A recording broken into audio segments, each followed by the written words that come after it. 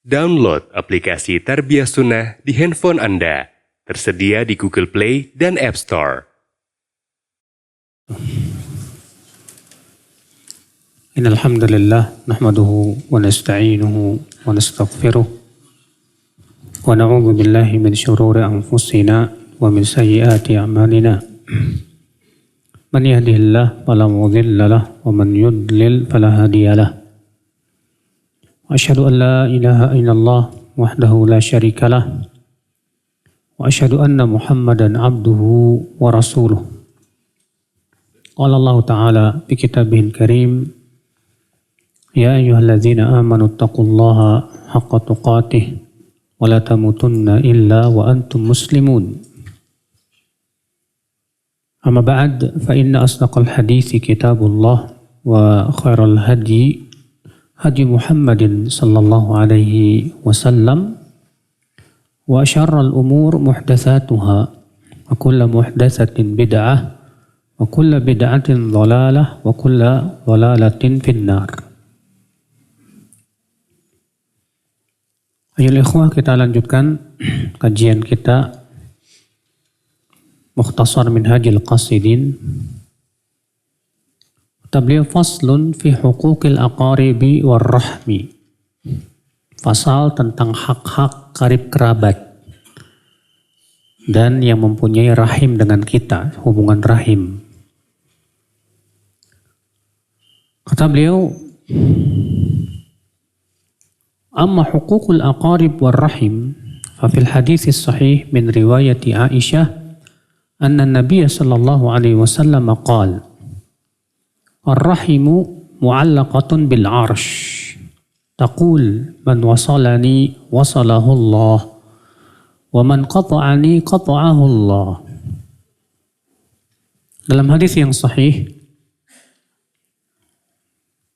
dari riwayat Aisyah bahwasanya Nabi Shallallahu Alaihi Wasallam bersabda, rahim itu tergantung di arash, di mana ia berkata, siapa yang menyambungku maka Allah akan sambung ia, dan siapa yang memutuskan aku maka Allah akan putuskan ia. Hadis ini ya dikeluarkan oleh Imam Al-Bazzar, demikian pula Abu Shaykh dalam kitab Ats-Tsawab, demikian pula Abu Nuaim dalam kitab Al-Hilyah, dari hadis Abdullah bin Amr bin Al-As. Dan hadis ini kata Al-Hafidh Al-Iraqi, ya hadis ini lemah, dhaif. Akan tetapi sebagian ulama menghasankannya karena adanya penguat dari jalan yang lain. Allahu a'lam. Hadis ini menunjukkan, akhi, ya, bahwa orang yang memutuskan tali silaturahim, Allah akan putuskan dia. Bahkan disebutkan dalam hadis, la yadkhulul jannah al-qati'. Tidak masuk surga orang yang memutuskan silaturahim. Ini ancaman berat ini. Arti itu menunjukkan ya bahwa memutuskan silaturahim itu termasuk dosa besar, Pak, bukan dosa kecil.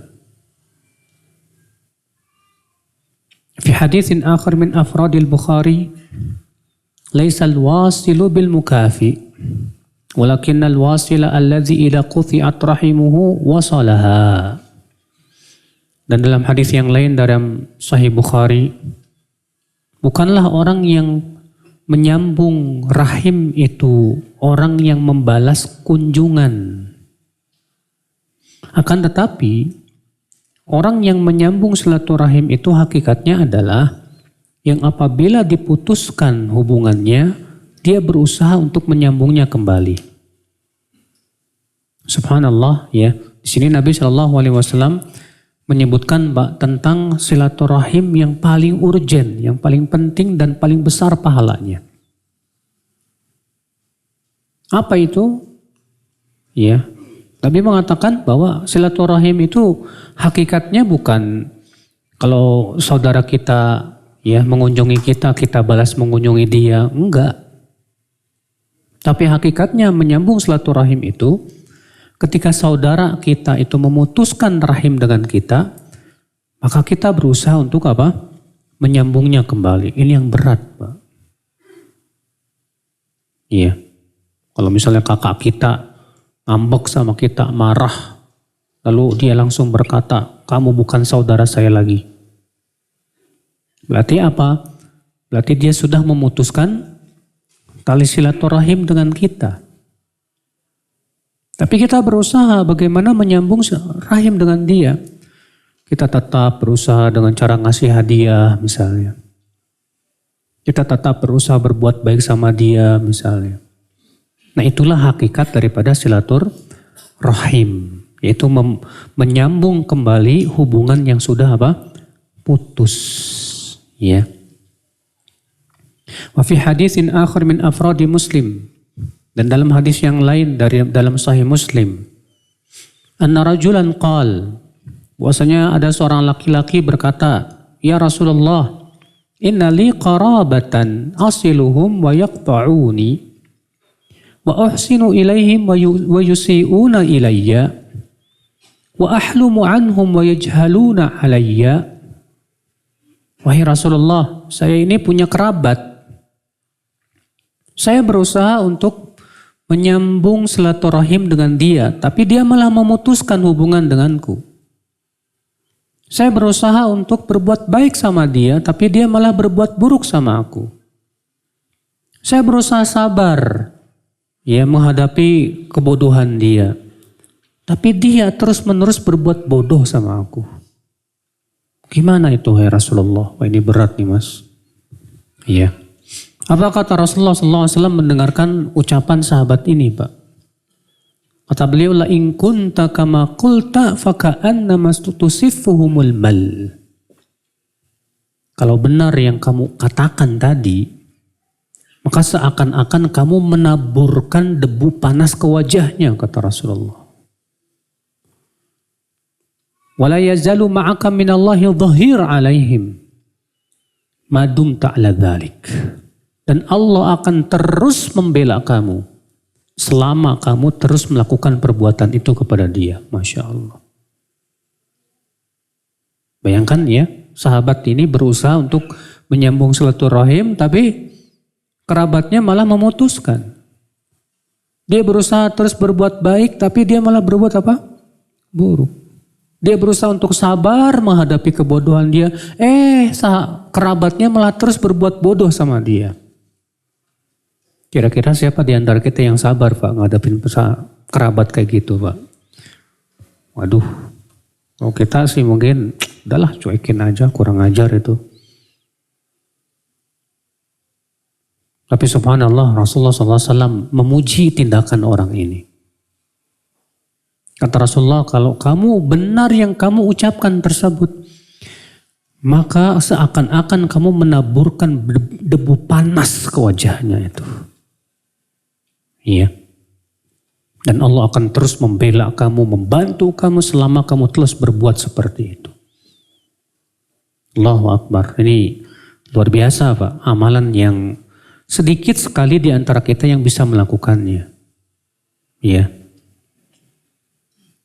Wal ma'na annaka mansurun alaihim wa qad inqata'a ihtijajuhum alaihi bihaqqil qarabah. Makna hadis ini, kata beliau, bahwa kamu akan terus dibela sama Allah. Di mana telah terputus alasan mereka padanya terhadap masalah hak kekerabatan ini. Kama yanqati'u kalamun min man safal mal. Sebagaimana terputusnya ucapan orang yang ditaburkan debu panas ke wajahnya. Artinya, maksudnya kenapa sih Rasulullah SAW menyebutkan seperti kamu seperti menaburkan debu panas kepada orang tersebut. Artinya seakan-akan kamu sudah menegakkan hujah atas dia di hadapan Allah sehingga dia nanti tidak akan bisa bicara apa-apa lagi. Gak punya alasan lagi nanti di hadapan Allah Subhanahu wa ta'ala. Iya. Wal ahaditsu fi dzalika katsirah masyhurah fi silaturrahim. Dan hadis-hadis tentang anjuran untuk menyambung silaturahim banyak, Pak, dan masyhur, ya. Demikian pula tentang hak-hak kedua orang tua, ya. Itu pun juga banyak sekali. Lalu beliau menyebutkan hak anak. Hak apa? Anak. Setelah menyebutkan tentang hak karib kerabat. Wa amma hukukul walad. Buat kita yang punya anak ini ya, perhatikan anak itu punya hak ya. Iya. Fa'lam annahu lamma kanat ittiba' tamilu ila walad lam yahtaj ila ta'kidil wasiyati bih. Ketahuilah bahwa tabiat manusia itu memang sudah condong pasti akan menyukai anak, Pak. Sehingga sebetulnya tidak perlu untuk ditegaskan lagi wasiat berbuat baik sama anak. Karena biasanya pasti orang tua akan punya sifat kasih sayang sama apa? Sama anak, Pak. Ya. Tapi terkadang ada orang tua yang sayang sama anaknya itu benar. Dan ada orang tua yang menyayangi anaknya salah caranya, Pak. Ya. Kata beliau, illa annahu qad yaghlib hawal walid lil walad fayatruku ta'limahu wa ta'dibahu. Namun terkadang kasih sayang orang tua itu mengalahkan apa? Pengetahuan si ayah. Sehingga akhirnya si ayah ataupun si ibu tidak mau mengajarkan apa? Anaknya. Iya. Artinya kalau ada orang tua, Pak, sayang banget sama anaknya. Saking sayangnya itu, Pak, dimanja banget. Anaknya main sana sini, waktu belajar main aja dibiarin dengan dalih, saya sayang sama dia, Pak. Maka ini disebut dengan kasih sayang yang bodoh, Mas. Sayang yang benar itu, kita berusaha untuk menyusahkan si anak, supaya nanti setelah besar dia apa? Bermanfaat untuk umat. Itu baru kasih sayang yang disertai dengan apa? Keilmuan. Adapun kemudian kita sayang tapi kita manjakan dia, biarkan ia terbuai dengan main sana sini dan yang lainnya, setelah besar akhirnya apa yang terjadi? Terbiasa dengan manjanya, Pak. Akhirnya dia tidak bisa mandiri. Tidak bisa. Ya. Akibat apa? Yaitu orang tuanya terlalu memanjakannya ini. Ya. Waqad qala Allah Ta'ala, padahal Allah Ta'ala berfirman, Qu anfusakum wa ahlikum nara. Peliharalah diri kalian dan keluarga kalian dari api neraka. Qala al-mufassirun, berkata para ahli tafsir, ma'nahu 'allimuhum wa addibuhum. Makna ayat ini yaitu ajarkan mereka ilmu dan ajarkan mereka adab. Ya. Ajarkan mereka ilmu dan ajarkan mereka apa? Adab. Wa yanbaghi lil walid an yuhsin ismabnih wa ya'uqa anhu. Kemudian diantara hak anak atas orang tua apa, Pak? Yaitu memberi nama yang bagus. Jangan ngasih nama tuh asal. Ada orang ngasih nama asal. Siapa namanya? Pengki. Kamu namanya siapa anaknya? Alek. Wih, iya. Yang penting kelihatan mantep lah, Pak. Iya. Kamu namanya anaknya siapa? Jones. Wah. Kamu namanya apa? Ya akhi, jangan mantep-mantepan. Yang terbaik nama anak itu berisi doa buat si anak. Iya. Cari nama-nama yang bagus, yang sesuai dengan syar'i. Kalau kamu punya anak, ya, berikan nama yang terbaik buat dia. Contoh nama yang terbaik kata Rasulullah apa, Pak? Abdullah, Abdurrahman, dan semua yang menunjukkan penghambaan kepada Allah. Itu nama yang terbaik. Contoh lagi nama yang baik apa Pak? Kata Rasulullah, asdaqul asma al-Harith wal Hammam. Nama yang paling bagus kata Rasulullah yaitu Harith. Demikian pula Hammam. Pakai hak yang gede ya, bukan hak yang kecil. Kalau hak yang kecil WC. Hammam. Tapi kalau hak yang gede Hammam. Itu artinya orang yang punya cita-cita tinggi. Orang yang punya kemauan kuat. Kalau Harith itu artinya orang yang bercocok tanam.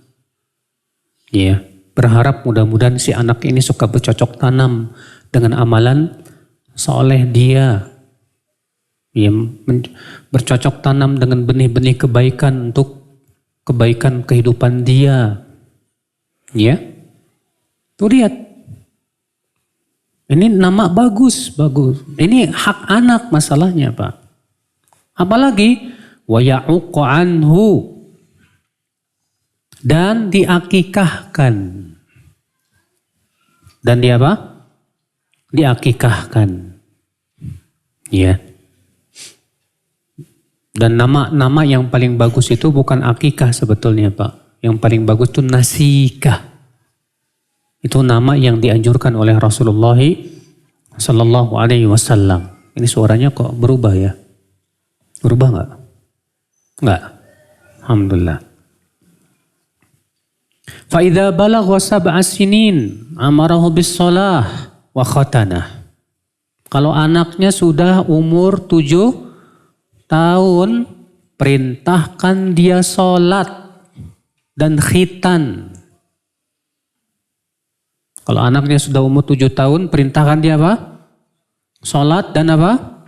Khitan. Fa'idha balagha, kalau dia sudah balik zawwajah, segera nikahkan. Ya, banyak orang tua Pak, udah tahu anaknya udah beger, ya, udah tahu anaknya itu, ya udah paham awewe lah gitu ya.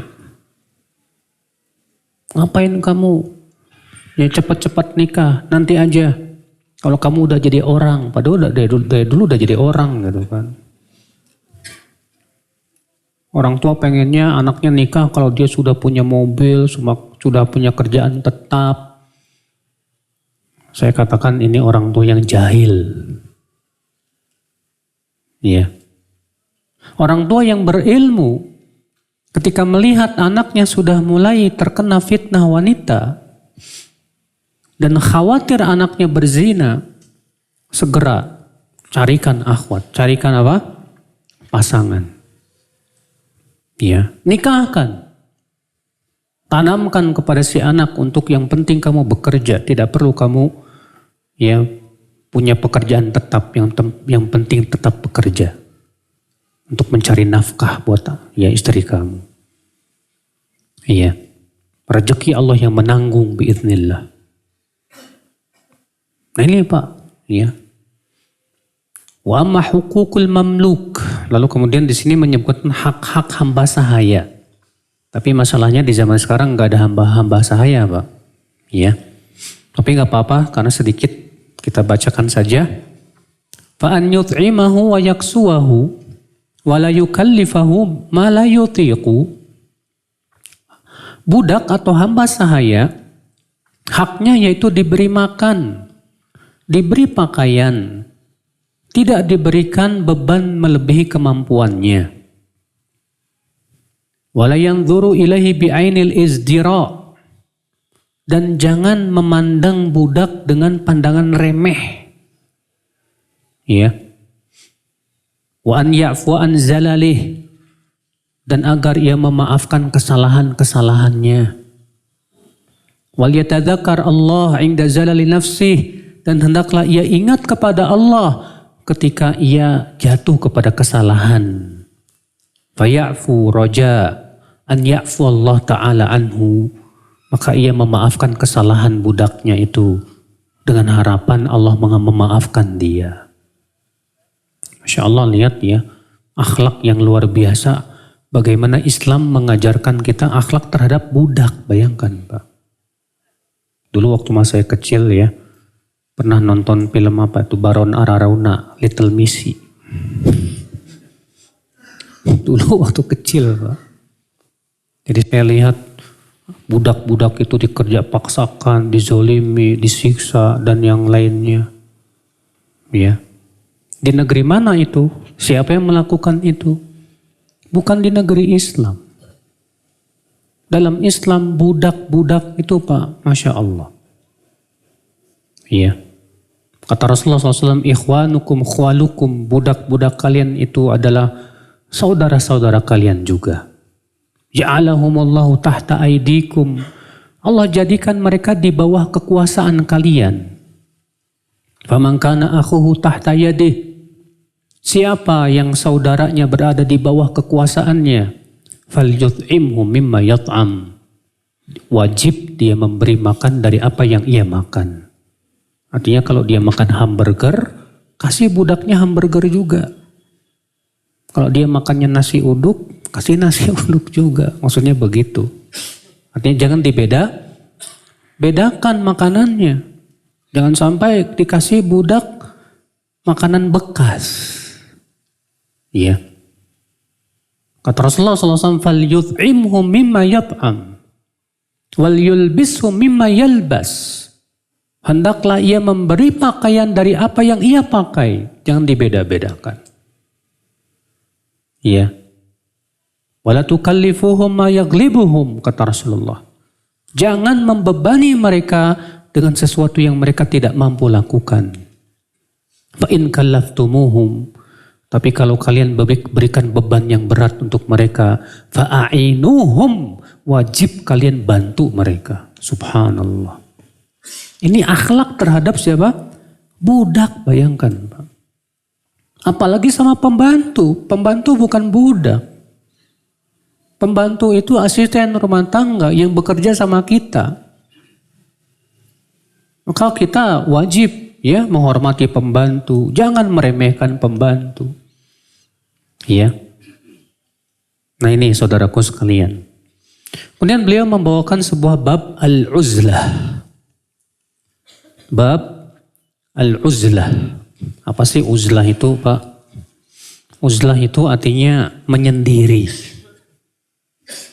Nggak bergaul sama orang. Itu namanya apa? Uzlah. Kebalikan uzlah itu artinya adalah mukhalatoh, bergaul. Para ulama berbeda pendapat nih Pak. Mana yang lebih baik? Bergaul, mukhalatoh, atau menyendiri, nggak bergaul, itu uzlah. Sebagian ulama mengatakan uzlah lebih baik.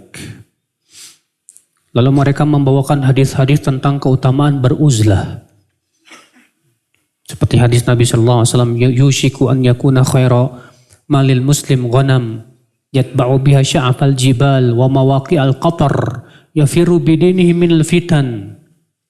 Hampir-hampir harta terbaik seorang mukmin itu adalah kambing yang ia pelihara di mana? Di lembah-lembah dan di gunung-gunung. Ia lari membawa agamanya dari fitnah.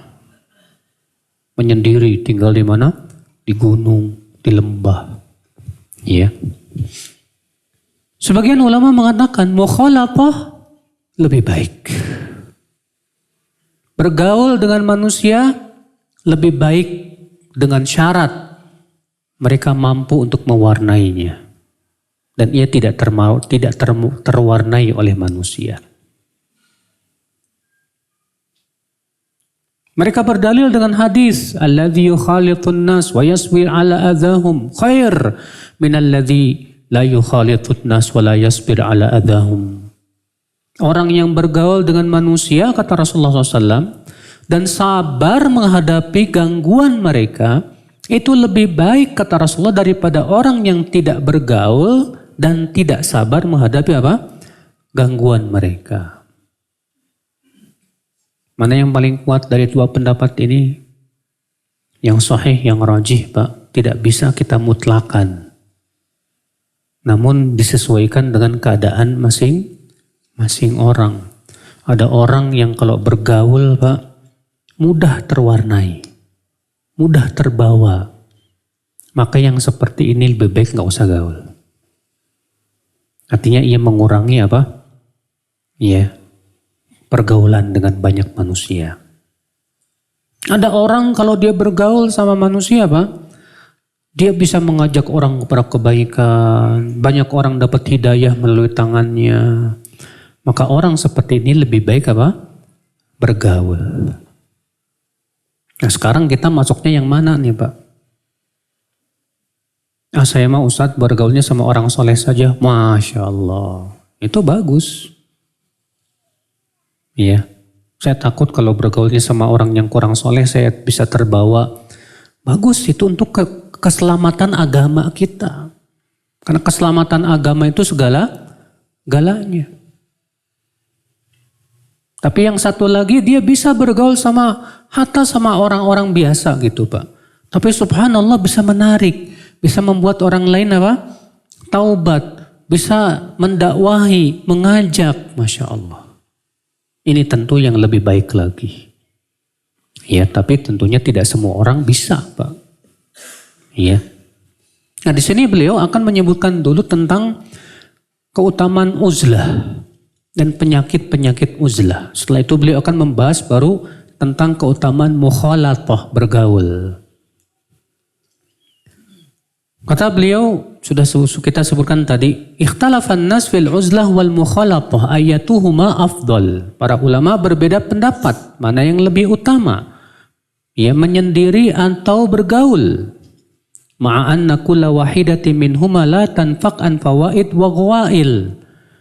Karena yang namanya menyendiri ataupun bergaul Pak, nggak lepas dari faidah-faidah dan juga tidak lepas dari kekurangan.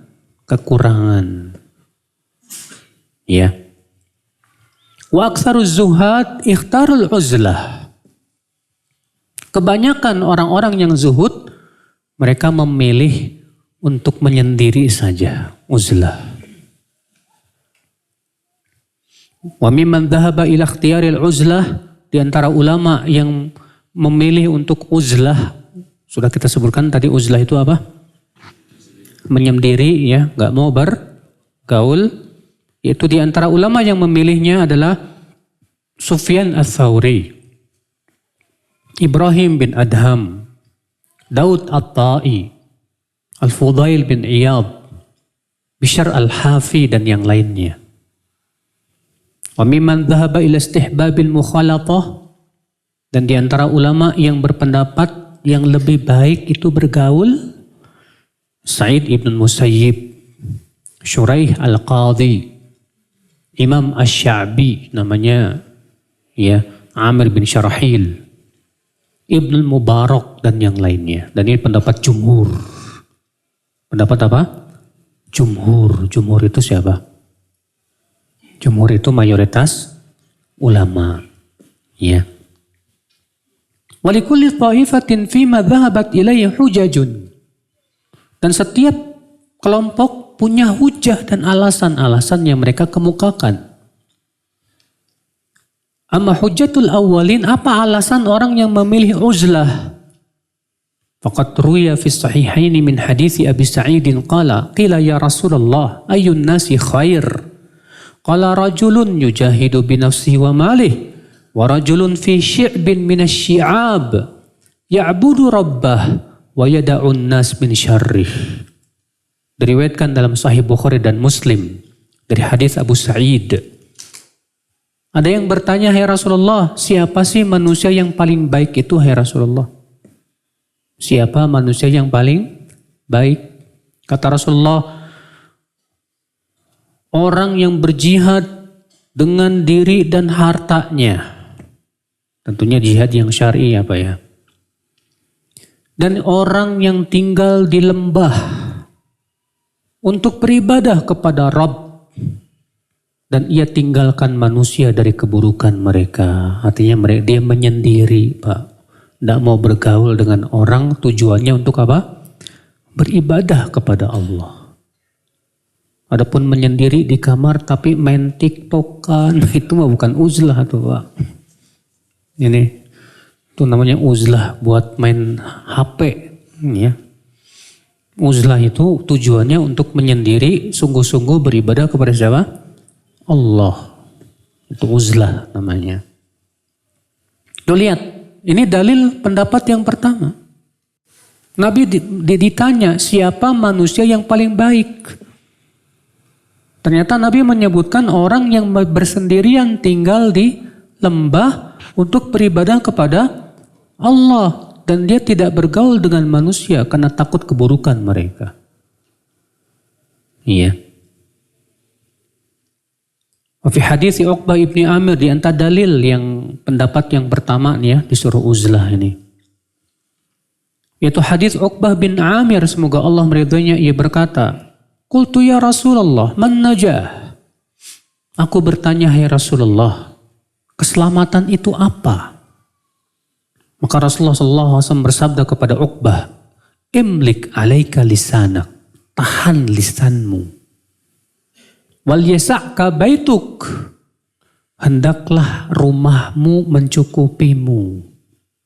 Artinya banyak-banyak tinggal apa? Di rumah. "Wabki ala khati'atik." Dan tangisi kesalahanmu, dosa-dosamu. Lihat Uqbah bin Amir ya akhi, bertanya kepada Rasulullah, ya Rasulullah, bagaimana caranya supaya selamat ya Rasulullah? Ternyata Rasulullah menyebutkan 3 perkara supaya selamat. Yang pertama apa? Tahan lisan, jaga lisan. Yang kedua apa? Hendaklah rumahmu mencukupimu. Artinya banyak-banyak tinggal di mana? Di rumah. Yang ketiga apa? Wabki ala khati'atik. Tangisi dosa-dosamu. Berarti itu menunjukkan kata mereka ya, kita disuruh jangan banyak bergaul. Namun kalau kita perhatikan 2 hadis ini Pak agak berbeda Pak. Sebagian ulama mengatakan bahwa hadis yang pertama itu tinggal di lembah sendirian untuk ibadah kepada Allah. Hadis yang Uqbah ini banyak tinggal di rumah. Banyak tinggal apa? Maka ini disesuaikan dengan keadaan fitnah yang ada di zaman tersebut. Kalau memang fitnahnya dahsyat luar biasa, yang kalau kita bergaul pasti bakalan kena fitnah, maka yang lebih baik kita tinggal apa? Sendirian aja. Di lembah, di gunung. Cuman serem juga ya Pak. Kalau dirampok orang, dimaling orang gitu kan. Iya. Adapun yang kedua, ini fitnahnya tidak terlalu dahsyat. Di mana dia bisa menghindari fitnah dengan cara banyak tinggal di mana? Di rumah, kayak di zaman sekarang nih Pak. Antum tidak banyak gaul sama orang. Teman-teman pun antum pilih-pilih saja. Antum keluar rumah cuma untuk keperluan saja. Dan antum lebih banyak di rumah. Untuk apa? Main TikTok? Bukan. Main Facebook? Bukan. Bukan itu. Tapi untuk fokus dari ibadah kepada Allah. Baca Quran, menghafal Quran. Menghafal ilmu. Membaca kitab-kitab para ulama. Nggak banyak bergaul sama orang. Ya. Nah, di zaman sekarang bisa kita lakukan itu, bisa Pak. Lebih sibuk di rumah kita dengan ya hal-hal kebaikan tadi. Adapun kemudian kita gaul sana sini, hari ini ke rumah si fulan, besok ke rumah si Alan, lusanya lagi ke rumah si Anu dan yang lainnya. Akhirnya apa yang terjadi Pak? Akhirnya hati kita pun juga banyak terkena Pak? Debu-debu, ya, entah itu ngomongin orang, ghibah orang, hasad sama orang, akhirnya kita jadi nggak selamat ini. Iya. Wa qala Umar ibn Khattab radhiyallahu an, khudhu bihadhikum minal uzlah. Berkata Umar bin Khattab, ambillah bagian kalian dari uzlah. Namun perkataan Umar ini tidak secara mutlak, Pak. Kenapa? Karena Umar bukan orang yang melakukan uzlah. Umar bergaul tidak?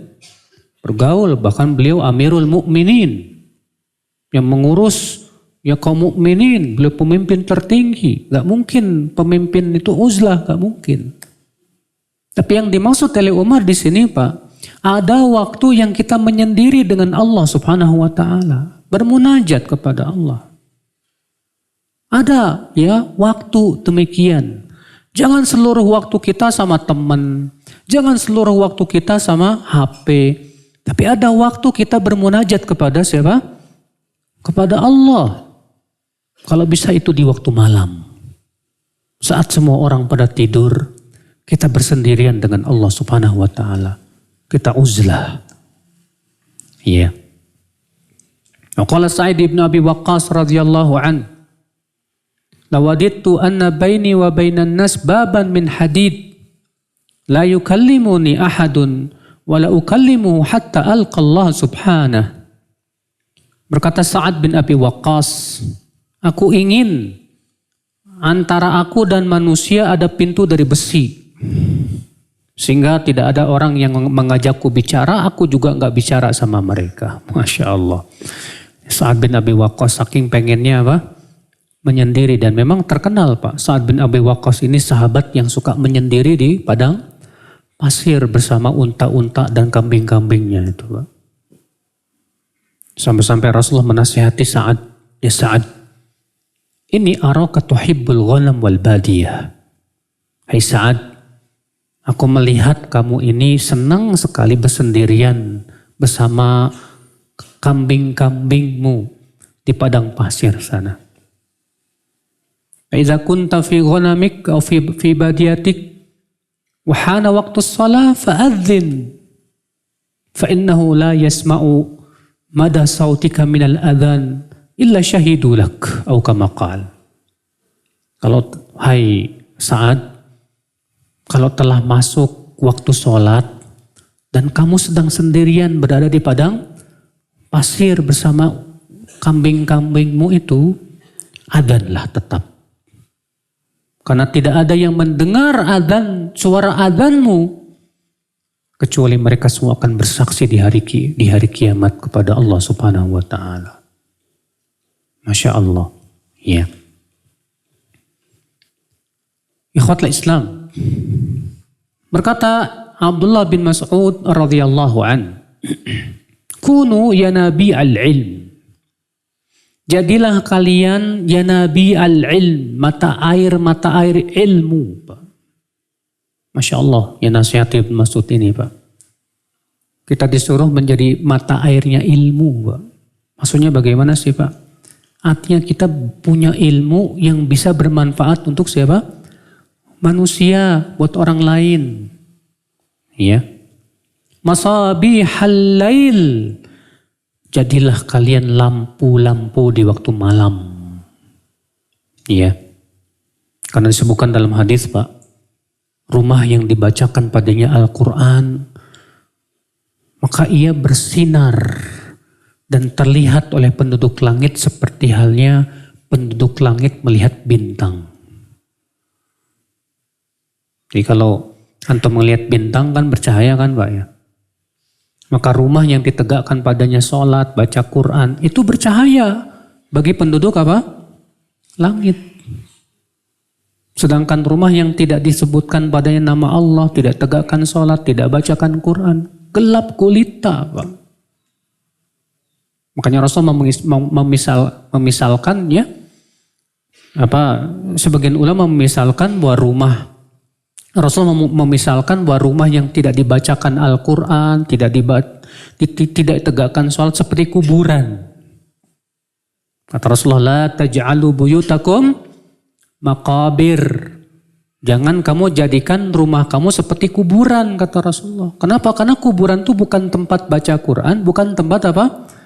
Sholat. Zaman kita malah kebalik, Pak. Di rumah nggak pernah didirikan sholat, nggak pernah baca Quran. Di kuburan malah rame. Ya. Padahal Rasulullah menyuruh jangan jadikan rumah kita seperti apa? Kuburan. Ya. Ikhwatul Islam. Kata beliau, kunu ya nabi al-ilm. Jadilah kalian mata air ilmu. Masabihal lail. Lampu-lampu di waktu malam. Ahlasal buyut. Ya, ahlasal buyut artinya orang yang senantiasa tinggal di rumah. Yang suka apa? Tinggal di rumah. Judadul qulub. Khulqanus thiyab. Hatinya selalu diperbarui, selalu baru. Imannya selalu apa? Baru, Pak. Walaupun bajunya lusuh. Nggak kayak kita. Kalau kita bajunya baru terus, tapi imannya lusuh. Nggak pernah diperbaharui, tidak pernah diperbaharui, Pak. Maka kata beliau, perbaharui. Hendaklah kalian menjadi orang yang hatinya selalu baru dengan keimanan. Artinya maksudnya apa? Banyak beramal soleh. Karena setiap beramal soleh itu iman kita jadi kuat lagi, naik lagi. Terus Masya Allah. Iya. Turafuna fi ahlis sama. Kalian dikenal oleh penduduk langit. Wa takhfuna ala ahlil ard. Walaupun kalian tidak dikenal oleh penduduk bumi. Tuh Pak. Abdullah bin Mas'ud mengingatkan. Terkenal yang penting itu dikenal oleh penduduk langit. Bukan dikenal sama penduduk apa? Bumi. Gak penting dikenal penduduk bumi. Yang penting penduduk langit kenal sama kita. Siapa penduduk langit? Para malaika. Para malaika. Masya Allah. Sementara kita pengennya terkenal sama penduduk bumi. Makanya kita berusaha jadi terkenal di YouTube lah, di Instagram lah. Ya. Bahkan apapun kita lakukan demi untuk bisa menjadi apa? Terkenal, masyhur. Padahal kalau salafus saleh Pak, kita perhatikan ya. Salafus saleh itu paling gak suka ketenaran. Mereka paling lari dari ketenaran. Mereka paling takut dari ketenaran. Ini Imam Ahmad bin Hanbal, beliau tenar banget di zamannya gara-gara fitnah Ma'mun itu yang beliau disiksa untuk mengatakan Al-Quran apa? Makhluk. Tapi kemudian beliau tetap tegar. Setelah selesai itu, Imam Ahmad namanya langsung mencuat Pak. Semua orang tidak ada yang mengenal Imam Ahmad. Semua orang kenal. Tapi apa kata Imam Ahmad? Subhanallah. Kata Imam Ahmad, ini qad ubtulitu bisyuhrah. Aku sedang diuji oleh Allah dengan ketenaran. Akhaf an yakuna hadza istidraj min Allah. Saya khawatir ini malah istidraj dari Allah. Subhanallah. Iya. Kalau kita kan kalau merasa dirinya tenar, ya orang semua kenal, ya akhi, buat apa tenar? Dikenal sama penduduk bumi itu, ya nggak penting.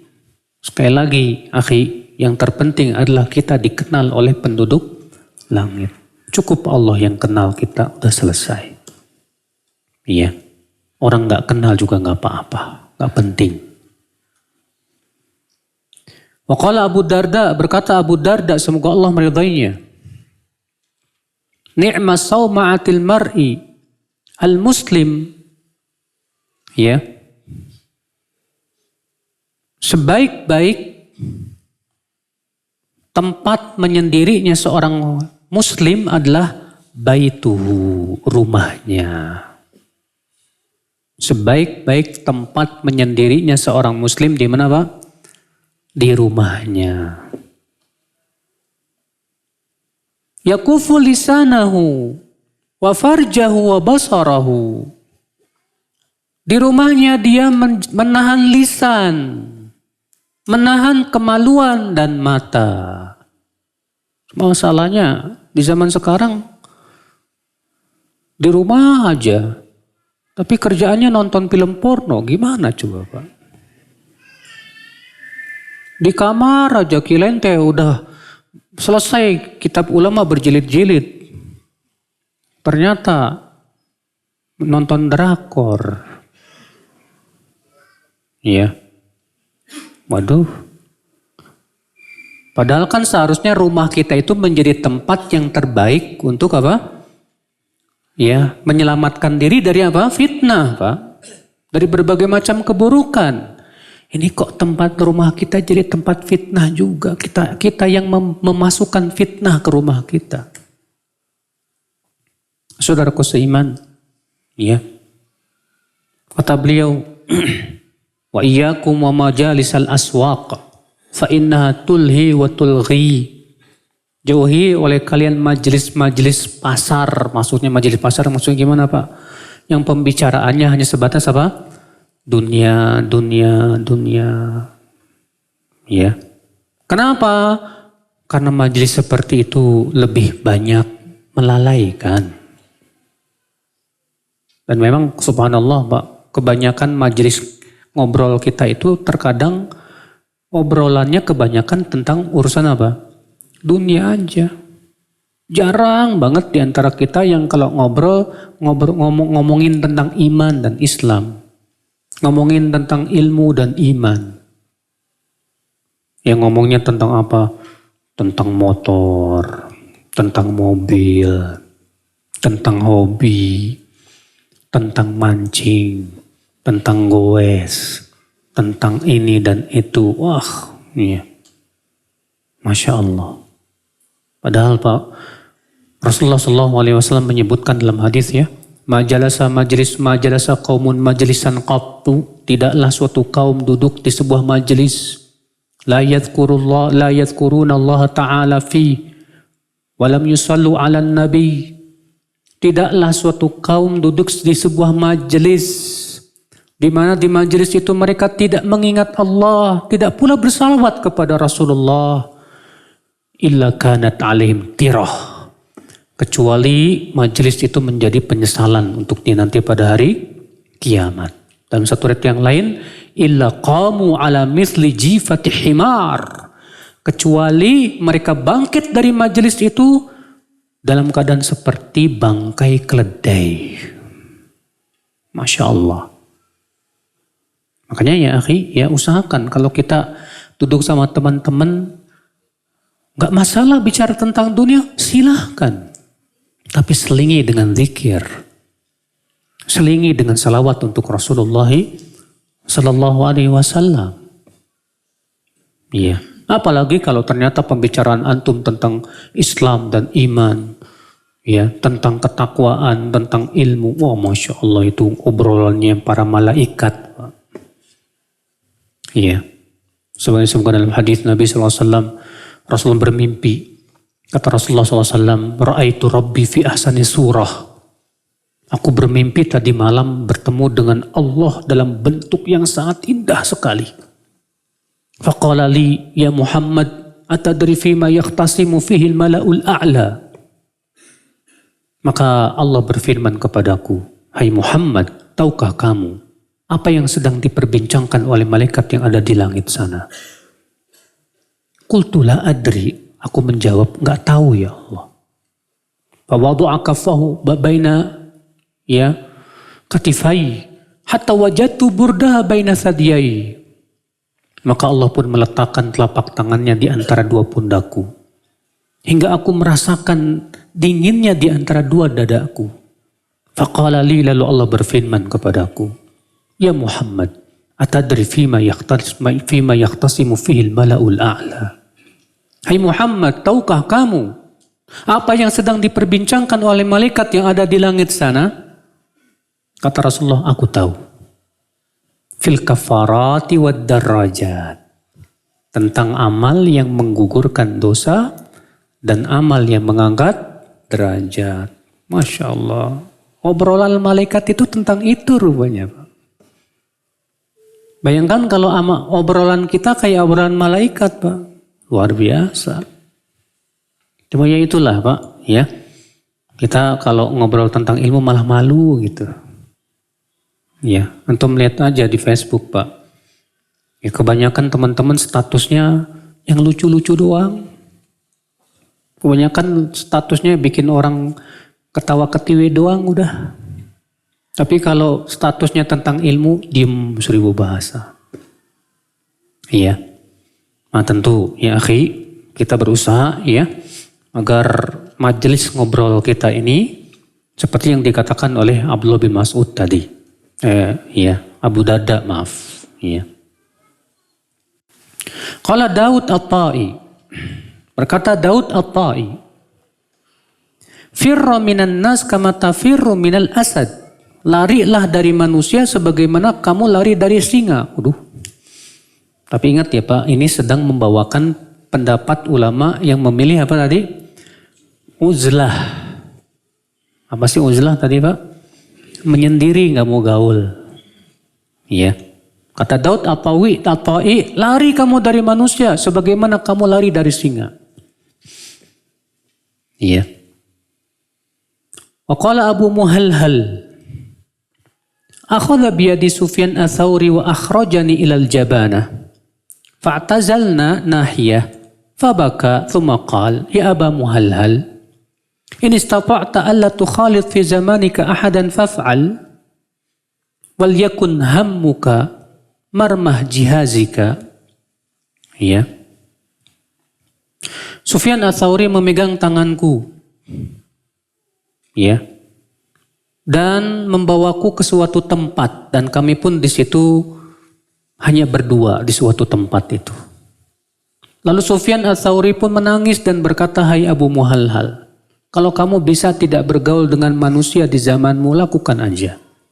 Hendaklah yang kamu betul-betul perhatikan adalah dosa-dosa dirimu. Masya Allah, ya. Nah ini akhi pendapat orang yang memilih tadi apa? Uzlah, menyendiri. Dan kita pun tidak menyalahkan orang yang mau apa? Uzlah. Ya. Mungkin dia merasa saya tidak bisa bergaul, saya takut kalau bergaul itu apa? Bisa terseret dan yang lainnya. Ya udah saya nggak mau gaul. Kita juga nggak nyalahin, silahkan. Kenapa? Karena ada dalilnya masalahnya, Pak. Ya, permasalahannya kan cuman mana yang lebih utama, bergaul atau apa? Menyendiri. Ya. Wa amma hujjatu man ikhtara al-mukhalatah. Lalu beliau menyebutkan alasan orang yang memilih bergaul. Fa min dzalika qaulun Nabi sallallahu alaihi wasallam. Yaitu alasannya yaitu sabda Nabi sallallahu alaihi wasallam.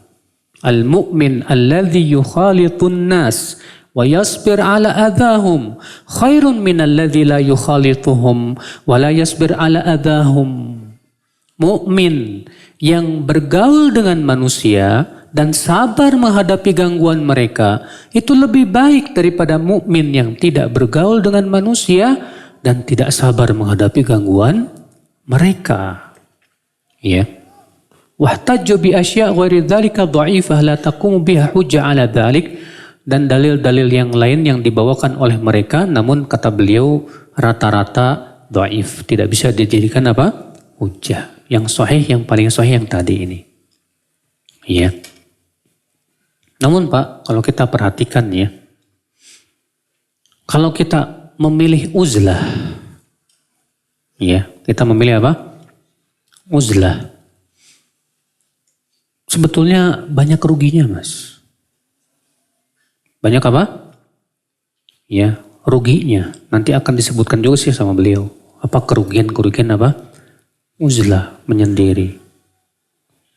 Di antaranya banyak banget. Di antaranya kita nggak bisa ikut sholat berjamaah. Karena kan menyendiri. Di antaranya kita nggak menghadiri majelis ta'lim. Karena gara-gara menyendiri. Di antaranya kita tidak bisa mempraktekkan akhlakul karimah. Tidak bisa mempraktekkan apa? Akhlakul karimah kepada manusia. Karena menyendiri mau gaul sama siapa? Iya. Di antaranya akhwal Islam, ya, kita tidak punya teman-teman yang saleh yang kita bisa mengambil faedah dari mereka. Dan banyak lagi sebetulnya ya kalau kita perhatikan ya, kekurangan-kekurangan dari uzlah. Ya. Walaupun memang bergaul pun banyak kekurangannya, Pak. Apa kekurangan bergaul? Yang pertama, terpengaruh oleh teman yang buruk. Kalau kita kebetulan temannya nggak bagus. Yang kedua, jatuh kepada ghibah. Yang ketiga, suka ada dengki di hati kita ketika bergaul. Yang keempat, tidak lepas dari cacian atau mencaci. Ya. Demikian pula bertengkar. Bahkan naudzubillah sampai melakukan maksiat-maksiat yang lainnya seperti zina, ya, mencuri, merampok, dan yang lainnya. Nasallallahu salamata wal afiyah. Maka tentunya saudaraku, ya, yang paling bagus buat kita adalah di zaman ini bagaimana melihat kemampuan diri sendiri. Antum mampunya yang mana nih? Kalau antum ya bergaul tapi alhamdulillah antum tidak terkena fitnah, alhamdulillah. Sudah kita sebutkan tadi. Namun tentunya saudaraku di zaman ini, zaman yang penuh fitnah seperti ini, kalaupun kita mau bergaul lebih baik kita pilih dan pilah, Pak. Iya. Kita hanya bergaul dengan teman-teman yang soleh. Teman-teman yang bisa membuat kita tetap istiqomah di atas sunnah. Teman-teman yang bisa membuat kita semangat terus menuntut ilmu. Ketika kita futur, dikuatkan, diberikan semangat sama teman-teman kita. Iya. Dan kita tinggalkan teman-teman yang bisa merusak iman kita, merusak agama kita. Ya, itu nggak masalah. Yang jelas kita lihat mana yang paling manfaat buat diri kita. Mas ini beliau berbicara panjang banget ya tentang masalah uzlah. Itu sampai halaman 118. Ya. Itu semua pembicaraan tentang masalah uzlah. Jadi kita langsung loncat ke 119, Pak. Itu kitab Adabus Safar. Kitab tentang adab-adab safar. Ya. Ini adab penting nih, Pak, karena banyak di antara kita yang suka safar, bepergian ke Jakarta, kemana, ke sana, kemari. Penting banget ini kita untuk mengetahui adab-adab safar ini. Kata beliau, as-safaru wasila ilal khalas min mahrubin anhu awil wusul ila marghubin ilaih. Safar itu bisa menjadi wasilah untuk kita lari dari sesuatu yang kita takutkan. Atau untuk meraih apa yang kita inginkan. Dengan cara safar. Was-safaru safaran. Safar ada dua macam kata beliau. Safarun bi dhahiril badan anil watan. Yang pertama, safar badannya kita dari tanah air. Maksudnya kita pergi ya. Antum pergi ke Madinah, ke Mekah untuk umroh, safar bukan? Safar. Antum pergi berbisnis ke Singapura, safar bukan, Pak? Safar. Ya, antum pergi ke Jakarta untuk bertemu dengan handai tolan, safar bukan, Pak? Tapi itu safar yang sifatnya badan. Yang kedua, wasafarun bisairil qalbi an asfalis safilin ila malakutis samawat. Yang kedua ini safarnya hati. Ya. Dari tempat yang paling rendah menuju tempat yang sangat mulia di langit sana. Ya. Wa hadza asyrafus safarain, dan safarnya hati itu yang paling mulia. Safarnya hati itu tidak harus capek-capek ngurus paspor, Pak. Safarnya hati itu tidak harus capek-capek nyetir mobil atau naik kendaraan, Pak. Cukup antum di rumah, tapi hati antum safar menuju Allah. Beribadah, mengingat kebesarannya, membaca kitab suci Al-Quran dan mentadaburinya, membaca hadis-hadis Rasulullah SAW dan syarah-syarahnya. Maka itu artinya kita sedang apa? Safar. Safar hati tapi Pak. Iya. Bahkan kita bisa safar ke zaman masa lampau. Tanpa mesin yang membawa kita ke masa lampau. Dengan membaca apa Pak? Kisah-kisah orang terdahulu. Membaca tentang kisah Imam Syafi'i dan dalam hidupnya. Seakan-akan kita berada di zaman Imam Syafi'i. Membaca sirah Rasulullah, bagaimana beliau berdakwah. Seakan-akan kita berada di zaman Rasulullah Sallallahu Alaihi Wasallam. Itu namanya safar hati. Ya. Fa innal waqifa 'alal halah allati nasha'a 'alaiha 'aqibal wiladah. Al-jamid ala ma talaqqafahu bit-taqlidi minal aba. Lazama darajatal qusur. Qani'un biratbatin naqs. Lalu beliau menyebutkan tentang kekurangan orang yang gak pernah bepergian. Gak pernah safar. Maksudnya safar dengan badan ya Pak ya. Yang kerjaan, yang dia cuma akamsi doang. Pak, itu akamsi. Anak kampung sini doang. Dari kecil sampai gede cuma ya di kampungnya doang. Gak pernah safar kemana-mana. Gak pernah melanglang dunia. Kata beliau karena orang yang hanya tinggal di tempatnya saja. Yang ia tumbuh dan dewasa dari semenjak kecil di situ. Biasanya dia akan apa Pak? Jamid, beku, kaku. Ya, hanya sebatas mengambil keyakinan nenek moyang aja udah. Apa yang diambil dari nenek moyang sana itulah yang dia anggap sebagai sebuah apa? Ya perkara yang harus diyakini. Ya. Lazama darajatal qusur, yang seperti ini biasanya derajatnya kurang kata beliau. Kurang tahu apa? Ya, kurang banyak pengalaman. Kurang banyak melihat dunia. Ya. Qani'un birutbatin naqs. Dia merasa puas dengan apa? Martabat kekurangan tersebut. Wa mustabdilun bimuta'i aradhis samawati wal ard. Padahal langit dan bumi ini luas banget kan. Ternyata dia lebih betah dengan sempitnya desa dia. Iya. Zulmatus sijni wa dhiqil habs, seakan dia terpenjara di tempatnya, tidak kemana-mana. Kenapa beliau katakan demikian Pak? Karena ternyata para ulama menyebutkan bahwa bepergian safar ke negeri-negeri itu banyak faedahnya ternyata Pak. Makanya tidak aneh Pak, para ulama hadis terutama, itu mereka bepergian Pak. Ibnu Mandah berangkat untuk menuntut ilmu ke negeri-negeri yang sangat banyak. Umur 20 tahun. Pergi ke Mekah, ke Madinah, ke Mesir, ya, ke Basrah, ke Kufah, ke Yaman. Pulang ke desanya umur 60 tahun dalam keadaan membawa ilmu yang sangat banyak sekali. Iya.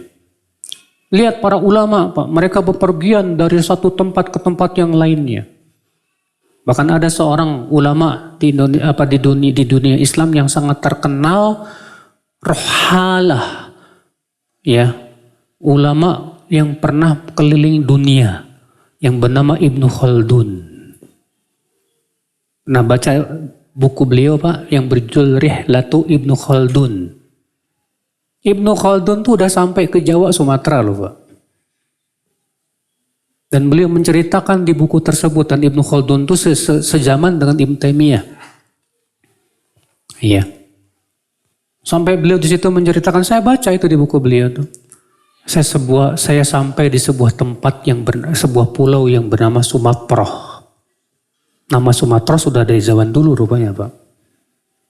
Wabiha malikun adil salih. Sumatera ini dipimpin oleh seorang raja yang adil dan salih. Wabiha ulama, di sana banyak ulamanya. Iya. Kemudian beliau menyebutkan tentang kebanyakan penduduknya itu ya dari hasil bercocok tanam. Iya. Lalu beliau safar lagi ke sebuah pulau yang bernama Jawa.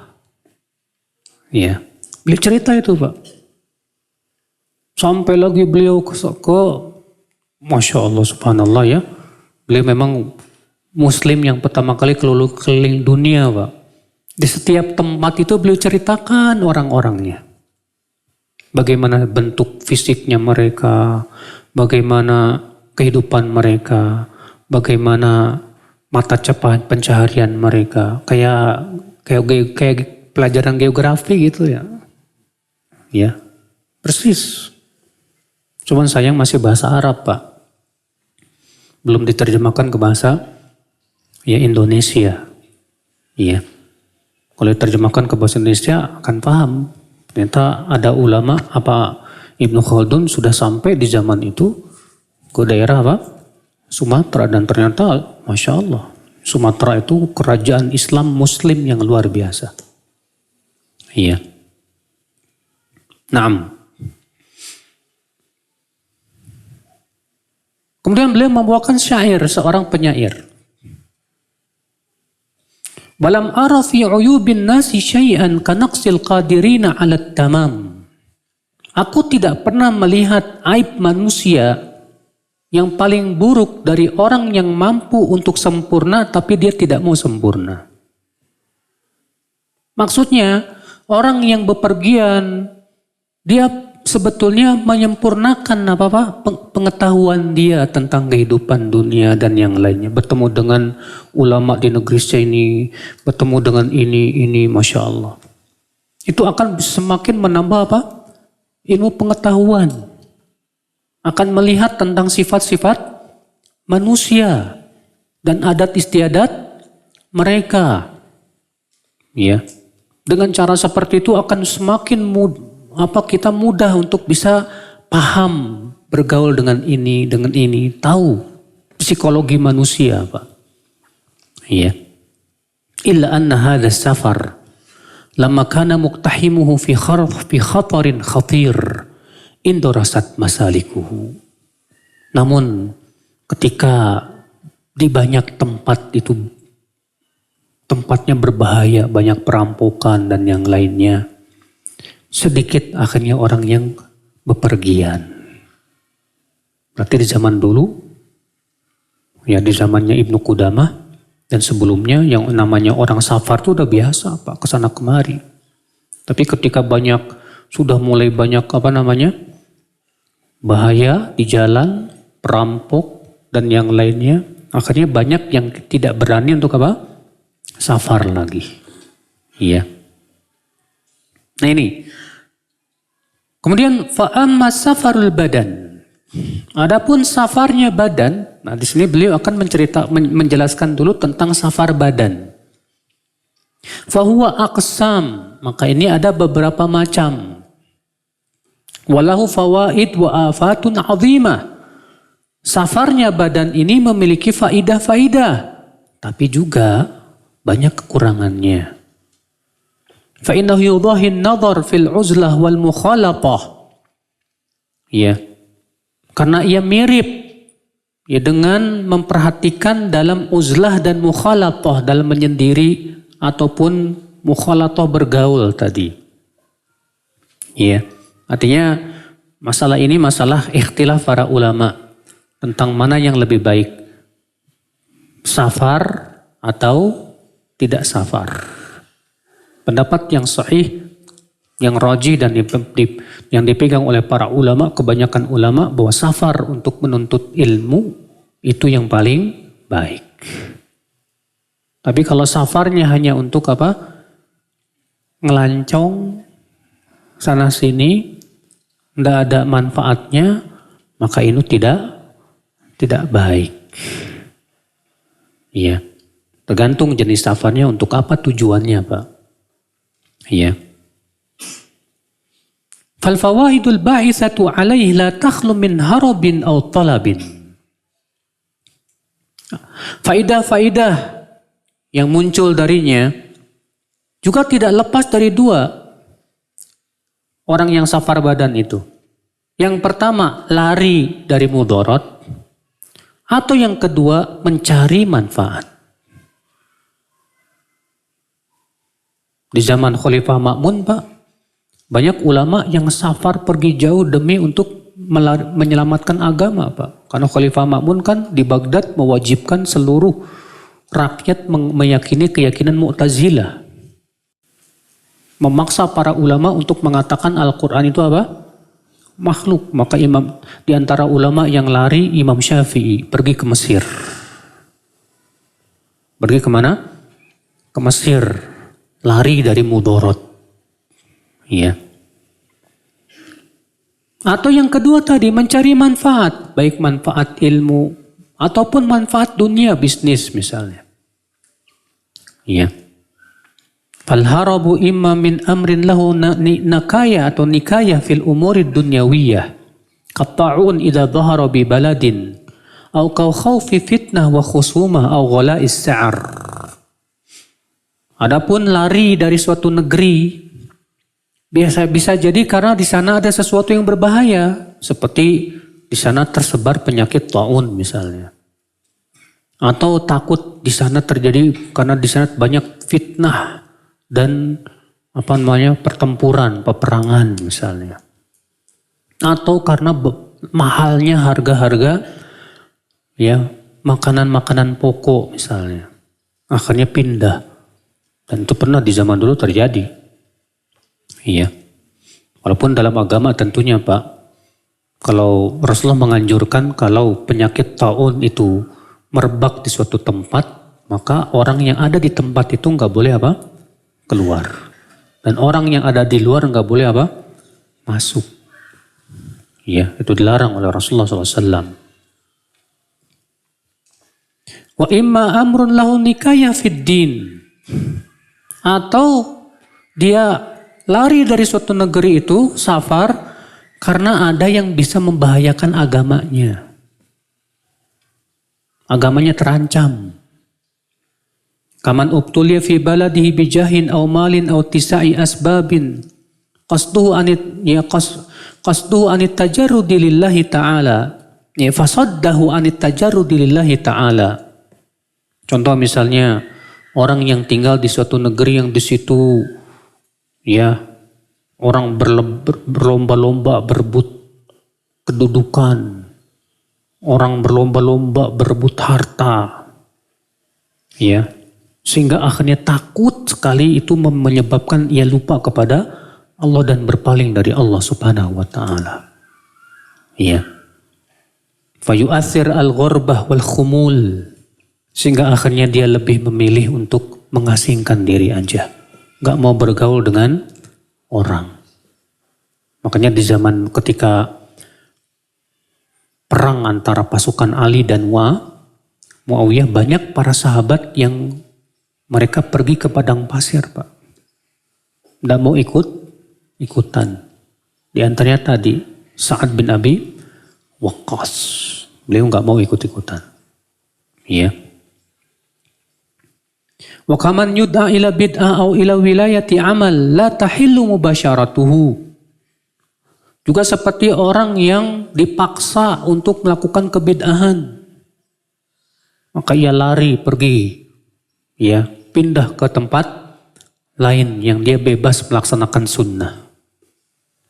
Atau dia dipaksa untuk menjadi pejabat yang dia tahu bahwa dia tidak cakap dalam jabatan itu.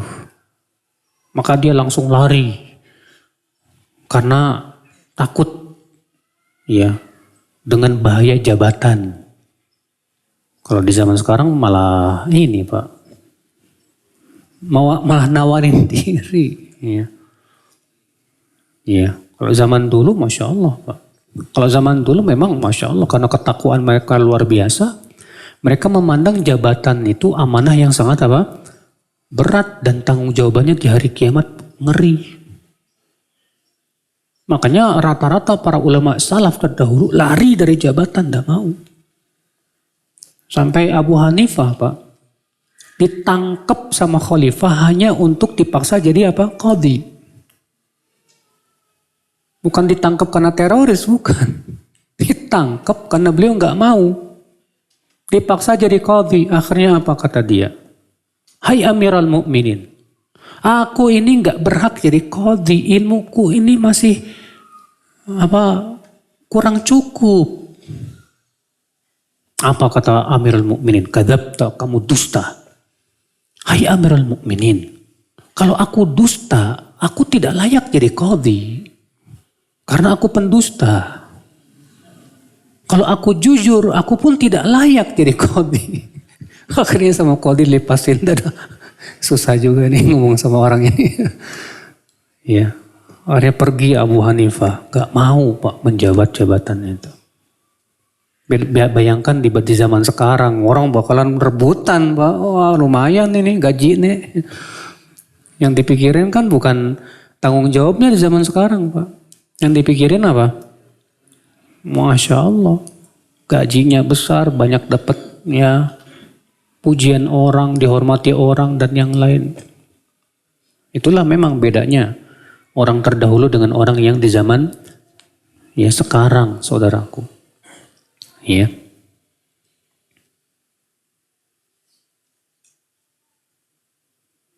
Kemudian kata beliau, saya kira cukup dulu ya, kita buka tanya jawab aja. Atau kita lanjutkan sampai 11:30. 11:30 kita tanya jawab sampai zuhur ya. Baik. Wa amal matlub. Adapun safar ya dalam rangka mencari yang diinginkan. Kalau tadi kan safar dalam rangka menghindari apa? Mudarat. Fahuwa imma dunyawiyun kal mal wal jah.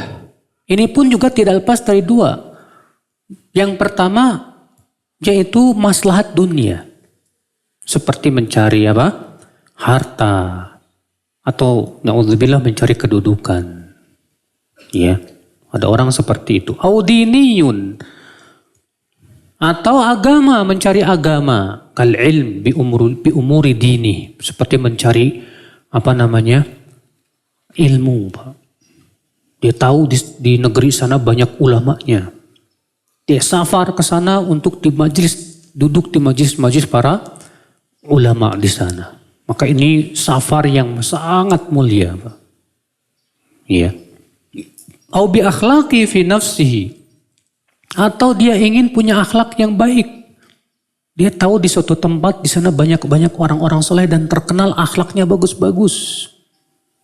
Maka dia sengaja pergi ke sana biar punya akhlak yang baik. Belajar dari akhlak mereka. Ya. Au bi ayatillahi fi ardi. Atau dalam rangka tadabur. Tadabur alam.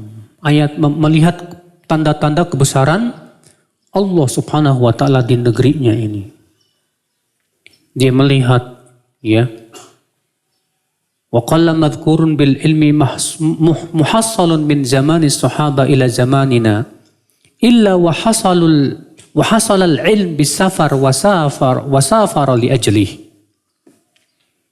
Dan sedikit sekali orang yang disebutkan dengan ilmu muhassilun min zamani sahabah ila zamanina, yang berusaha menghasilkan ilmu semenjak zaman sahabat sampai zaman ini. Artinya orang yang pergi safar untuk menuntut ilmu rata-rata mereka berhasil meraih apa? Ilmu.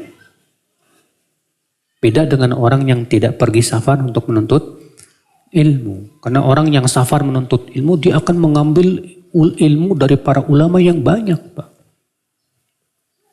Makanya kalau antum melihat ya sejarah para ahli hadis, Imam Bukhari, baca deh sama antum. Beliau pergi kemana aja menuntut ilmunya itu. Ya.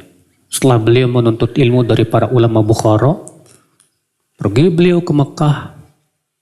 Di Mekah beliau mengambil ilmu dari para ulama apa? Mekah. Pergi beliau ke Madinah. Beliau juga pergi ke Baghdad mengambil ilmu dari para ulama Baghdad. Pergi ke Kufah, ke Basrah, ke Mesir, ke Yaman. Demikian para ulama Imam Bukhari, Muslim, Abu Daud, Tirmidzi, Nasai, Ibnu Majah, Imam Ahmad bin Hanbal, Imam Abu Hatim Ar-Razi, Masya Allah. Makanya tidak heran Pak, ya guru mereka itu ribuan. Imam Bukhari ada 1080 guru. Imam Abu Hatim 3000 guru. Kenapa dengan cara seperti itu? Bepergian ke negeri-negeri yang di situ banyak berkumpul padanya siapa? Para ulama. Ya. Nah ini saudaraku. Wa amma ilmu binafsihi wa akhlaquhu fadzalika aidan muhim. Adapun orang yang safar untuk ilmu terhadap dirinya dan akhlaknya, maka ini juga penting. Ya. Fa inna sulukal akhirah la yumkin illa bitahsinil khuluq wa tahdhibihi. Karena orang yang mencari akhirat tidak mungkin bisa meraih kecuali dengan cara memperbaiki apa? Akhlaknya, saudaraku. Ya. Orang yang bepergian jauh ke negeri-negeri, disitulah akan melihat akhlak-akhlak manusia, Pak. Dia akan belajar dari sana. Wa innama summiya safar safaran li'annu yusfir anil akhlak. Kenapa sih Pak? Safar itu disebut dengan safar. Karena dari kata asfara yusfiru. Artinya apa? Membuka, menjelaskan. Tentang apa? Akhlak seseorang. Makanya antum kalau pengen tahu akhlak seseorang, antum safar sama dia. Tapi safarnya jangan safar yang enak mas. Safar yang berat. Sebab ketika orang safar berat akan muncullah sifat karakter aslinya dia. Pernah Umar bin Khattab berkata, "Man arafa fulanan, siapa di antara kalian yang mengenal si fulan?" Lalu ada seorang laki-laki berkata, "Ana, aku."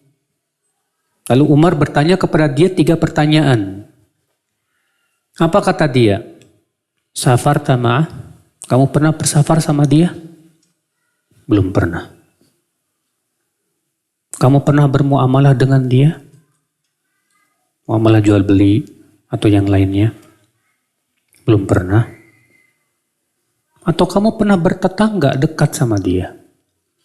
Belum pernah juga. Kamu belum kenal. Kamu belum kenal. Jadi kalau kita pengen kenal sama orang Pak, salah satu dari 3 itu. Coba deh antum pengen tahu karakter asli teman antum. Safar yuk ke gunung. Pergi safar ke gunung hiking. Di gunung kan tahu sendiri. Berat, capek. Kelihatan tuh Pak. Iya. Ada orang yang sifatnya temperamenan, keluar itu Pak. Marah-marah mulu. Ada orang yang sifatnya penyantun dan sabar. Dia sabar aja, enjoy aja. Walaupun capek apa. Ada orang yang sifatnya pengen dilayanin sama orang. Ada yang sifatnya suka melayanin orang. Itu kelihatan semuanya Pak. Karakter-karakter orang tuh kelihatan semua. Dari situ kita belajar tentang diri kita sendiri. Saya kalau safar jauh berat seperti itu, yang muncul dari diri saya apa? Iya. Nah dari situ kita berusaha untuk memperbaiki apa? Diri kita dan kekurangan-kekurangan akhlak kita, ya akhlak Islam. Iya. Afil jumlah. Fal-nafsu fil watan la tabhar khaba'ithu akhlaqihim. Kesimpulannya Pak, secara umum kata beliau, secara umum, bahwa jiwa seseorang itu tidak akan tampak sifat dan karakter aslinya kalau cuma tinggal di mana? Di negerinya saja. Nggak pernah safar. Kalau cuma tinggal di kampungnya doang, nggak pernah safar, nggak bakalan terlihat. Apa kekurangan-kekurangan jiwa kita, akhlak kita, ya, apa kelebihannya kita belum tahu. Ya. Isti'nasiha bima yuwafiqu tab'aha minal ma'lufatil ma'huda. Kenapa?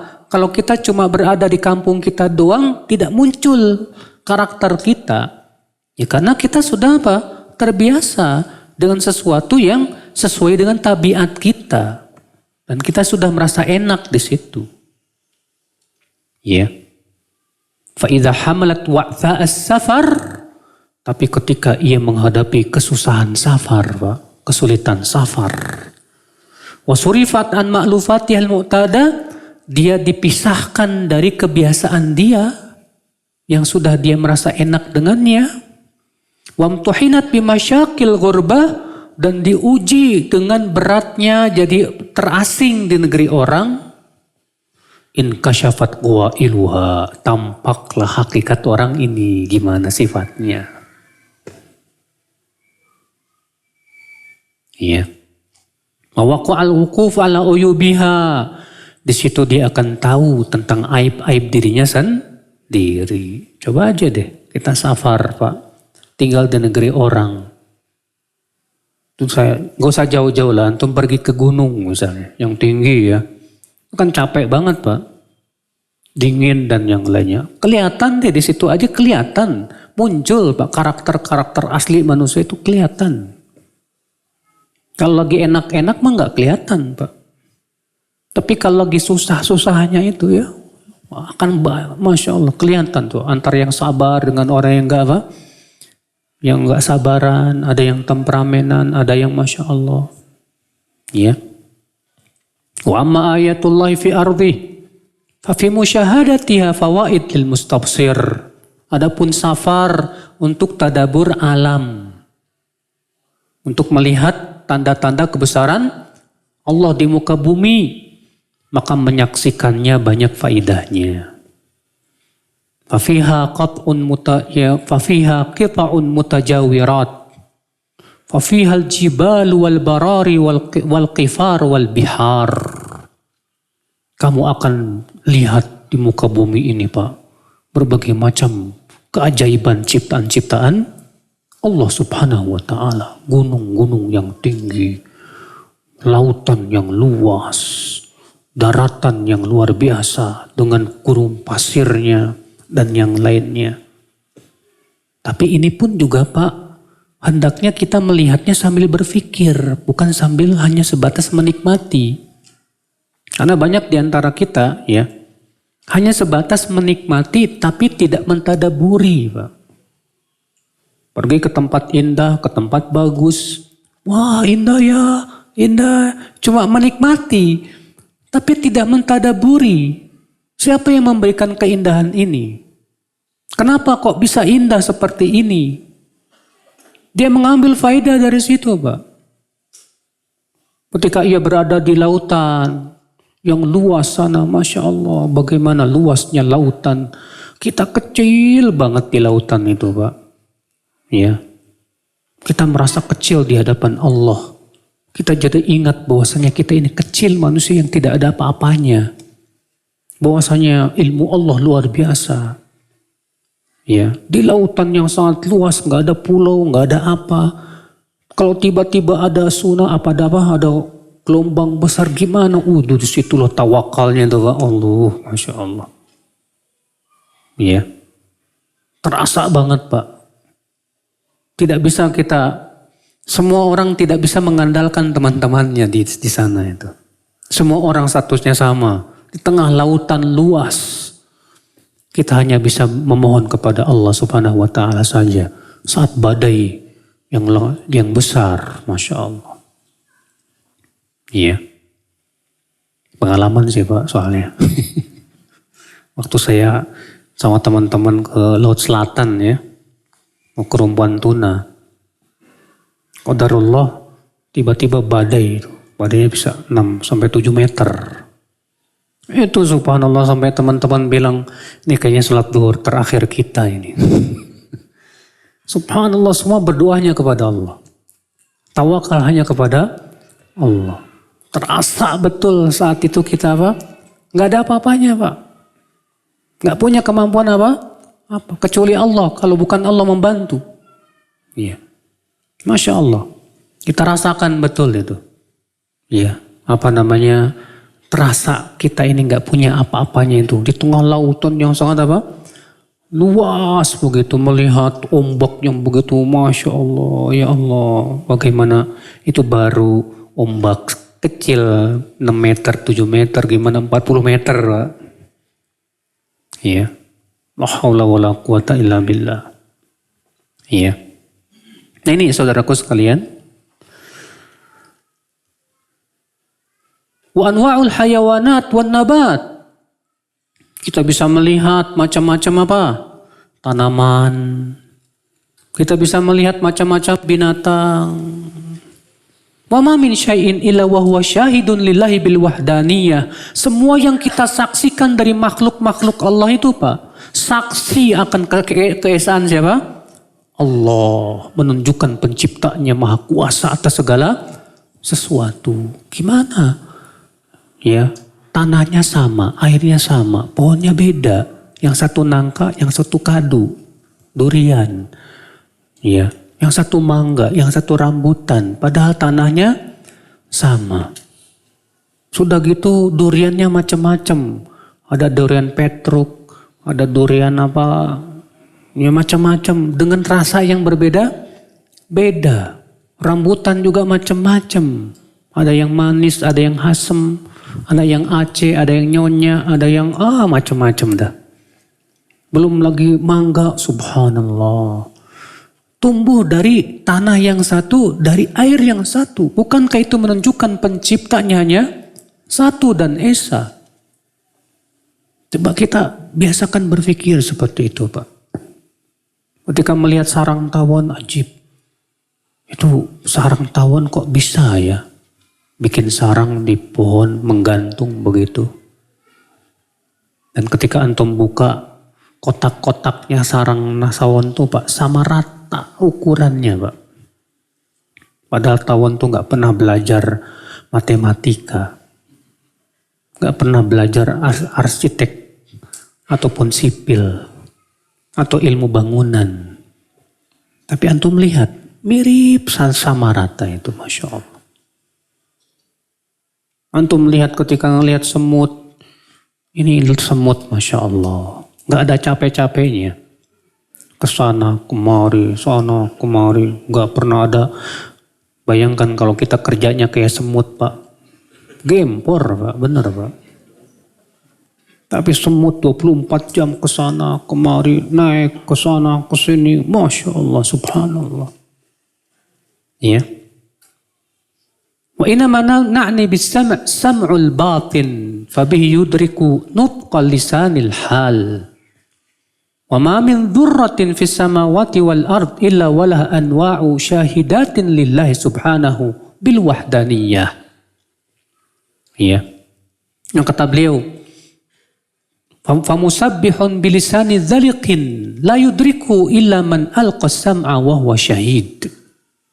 Maka ketika orang yang menyaksikan makhluk-makhluk Allah yang luar biasa itu, dia akan bertasbih dengan apa? Lisannya.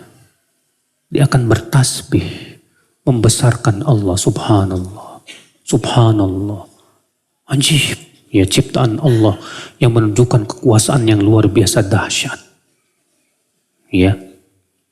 Tidak akan ada yang mendapatkan ini kecuali orang yang benar-benar berpikir. Menggunakan apa? Akal pikirannya. Allah menyuruh tidak, Pak, untuk memperhatikan tadabbur alam. Ya, inna fi khalqis samawati wal ardi wa ikhtilafil laili wan nahar la ayatin liulil albab. Alladzina yadhkuruna Allah qiyaman wa qu'udan wa ala junubihim wa yatafakkaruna fi khalqis samawati wal ard. Rabbana ma khalaqta hadha batila subhanaka faqina adzaban nar. Tuh lihat. Ya, sesungguhnya dalam penciptaan langit dan bumi, pergantian siang dan malam, sungguh terdapat tanda-tanda kebesaran Allah bagi siapa? Bagi orang yang punya, orang yang mau menggunakan akal pikirannya, Pak. Siapa dia? Yaitu orang yang senantiasa ingat Allah ketika berdiri, duduk, berbaring, dan memikirkan tentang penciptaan langit dan bumi. Hasilnya apa? Dia berkata, wahai Rabb kami, tidaklah engkau ciptakan semua ini sia-sia. Maha suci engkau ya Allah. Maka peliharalah kami dari adab api neraka. Menambah keimanan, Pak. Ya. Tentang rububiyah Allah Azza wa Jalla yang menunjukkan akan uluhiyahnya. Serta menunjukkan kepada asma dan sifatnya. Demikian, saya kira cukup dulu. Kita buka tanya jawab. Ada yang mau bertanya? Silakan. Syukur-syukur nggak ada.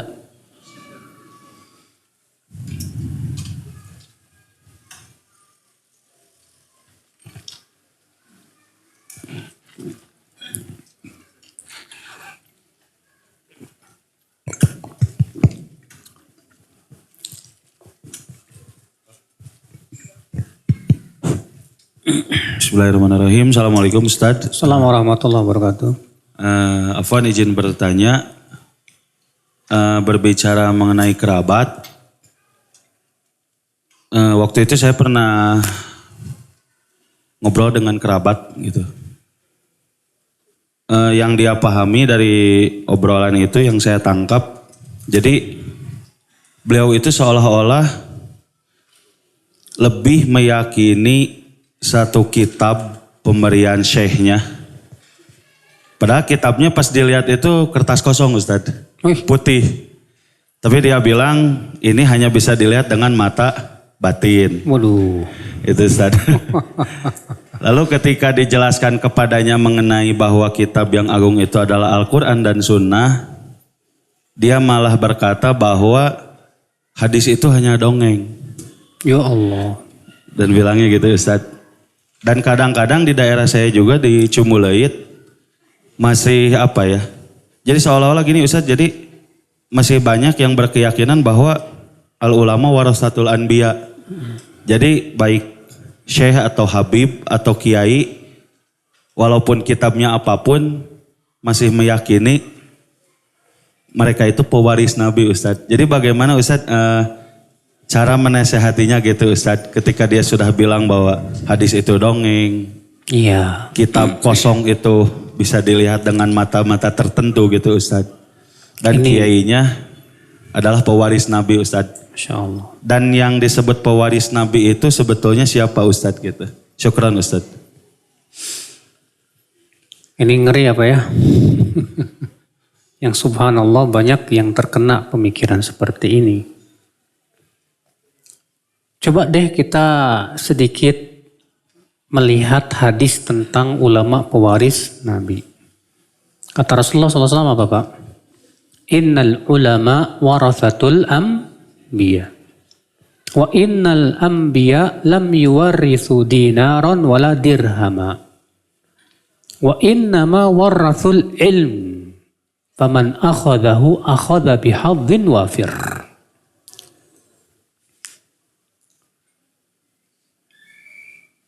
Para ulama pewaris para nabi. Dan para nabi tidak mewariskan dinar dan dirham. Akan tetapi para nabi mewariskan ilmu. Siapa yang mengambil ilmu ini, ilmu para nabi itu, maka dia sudah mengambil apa? Mengambil keuntungan yang banyak. Dalam hadis yang lain Rasulullah menyebutkan apa yang Rasulullah wariskan. Taraktu fikum al-amrain. Ma in tamassaktum bihima lan tadhillu kitabullah wa sunnati. Aku tinggalkan untuk kalian dua perkara. Selama kalian pegang dua perkara itu, kalian tidak akan tersesat selama-lamanya. Iya. Berarti yang Rasulullah wariskan apa dong? Al-Quran dan Hadis. Itu warisan dari siapa? Rasulullah sallallahu alaihi wasallam. Nah, tadi Bapak bilang, ya, dan mereka masih meyakini bahwa ulama pewaris para nabi. Tapi anehnya mereka mengatakan hadis itu cuma dongeng. Padahal kan ulama pewaris para nabi itu hadis. Berarti kalau dikatakan hadis itu dongeng, berarti ulama bukan pewaris nabi dong. Karena itu hadis. Yang kedua, Pak. Tanya ke mereka. Bapak bawa Al-Quran. Bawa apa? Al-Quran. Ini apa, Mas? Al-Quran. Al-Quran itu firman siapa, Pak? Ucapan siapa? Ucapan Allah pencipta langit dan bumi. Baik. Buku kamu siapa yang menulis, yang memberikan? Syekh. Siapa yang lebih tinggi kedudukannya? Allah atau Syekh? Ya Allah dong. Allah aja Qurannya terlihat, terbaca. Iya kan? Semua orang bisa baca Al-Quran. Anak kecil hafal 30 juz. Kok ini bukunya bersih, putih. Cuma bisa membacanya siapa orang tertentu. Ini ucapan Allah pencipta langit dan bumi aja. Bisa dibaca oleh setiap orang. Ini permainan setan memang, Pak. Mengerikan. Kita sangat sedih ya, orang-orang banyak yang terpengaruh pemikiran seperti ini. Saya dulu waktu haji, waktu masih kuliah di Madinah. Pas lagi lempar jumroh, Allahu Akbar. Di samping saya ada ibu-ibu, udah tua. Allahu Akbar. Saya lihat kok gak pakai batu. Bu, batunya mana? Apa kata si ibu? Kamu gak bisa melihat, nak. Ini batunya batin. Waduh. La ilaha illallah. Benar, Pak. Rasulullah SAW ngambilin batu di Mina, di Muzdalifah. Untuk apa? Dengan batu yang terlihat. Ini gak pakai batu. Yang bisa melihat cuma dia aja. Yang lain gak bisa. Waduh, ngeri ini, Pak. Lebih hebat dari Rasulullah ini, Pak. Nah, ini pemikiran-pemikiran seperti ini biasanya asalnya dari sufi. Dari tasawuf. Dan mereka memang yang paling sering melariskan pemikiran-pemikiran seperti ini. Yang disebut oleh mereka dengan istilah ilmu batiniyah. Makanya ada dalam Islam disebut dengan firqah batiniyah. Nah ini nih, kerjaannya begitu. Ya, yang tahu cuma syekhnya, yang lain enggak tahu. Iya. Itu hanya permainan mereka, syaitan. Supaya agama ini diotak-atik sesuai dengan keinginan apa? Syekhnya, bukan sesuai dengan keinginan Allah dan Rasulnya. Nah ini musibah di dalam umat ini. Allah musta'an. Nah.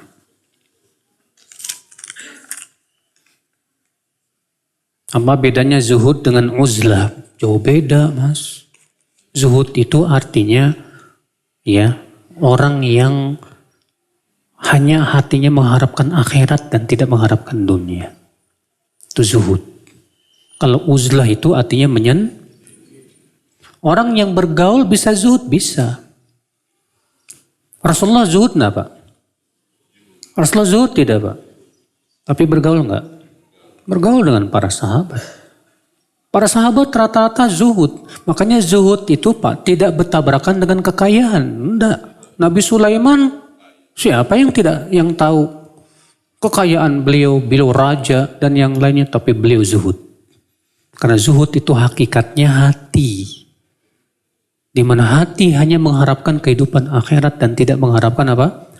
Dunia. Itu zuhud. Imam Ahmad pernah ditanya, mungkinkah orang yang kaya raya punya harta 1000 dinar. Bisa zuhud? Kata Imam Ahmad, mungkin. Kapan? Ketika uangnya berkurang, hatinya tidak terpengaruh. Berarti ketika uang kita berkurang, jadi kolab, stres, belum zuhud itu Pak. Tapi ketika uang kita berkurang, kita tenang aja dunia. Rezeki Allah yang ngatur, tenanglah. Ya, dia tetap fokus dengan ibadah kepada Allah, tetap istiqomah, berarti memang dia zuhud. Ya.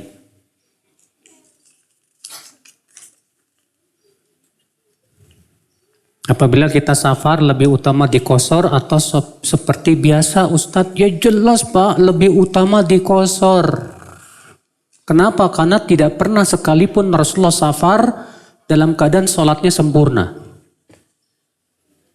Tidak pernah sekalipun Rasulullah safar sholatnya sempurna. Kecuali kalau kita sholat di belakang imam yang mukim. Maka wajib apa? Sempurna. Nah yang jadi masalah adalah ketika di situ ada masjid berjamaah, kita musafir. Mana yang lebih utama? Sholat sendirian qashar atau berjamaah tapi tidak qashar? Kata Syekh Utsaimin yang lebih utama berjamaah. Ya kalau keadaannya seperti itu. Bolehkah melewati masjid dekat rumah yang selalu dipenuhi bid'ah untuk sholat taraweh di masjid sunnah yang jaraknya cukup jauh dari rumah? Sholatnya bid'ah apa enggak? Kalau sholatnya enggak bid'ah, ya sholat 5 waktu misalnya Pak. Sholat 5 waktu kan enggak bid'ah, cuman ada tambahan-tambahan yang tidak termasuk dalam sesuatu yang disyariatkan oleh Rasulullah SAW. Sekarang kita lihat sholatnya tumak ninah enggak? Kalau tumak ninah, rukun-rukunnya terpenuhi, enggak apa-apa sholat di situ. Syukur-syukur antum sholat di situ, lama-lama antum bisa mendakwahi, mengajak, mewarnai. Ya. Begitu.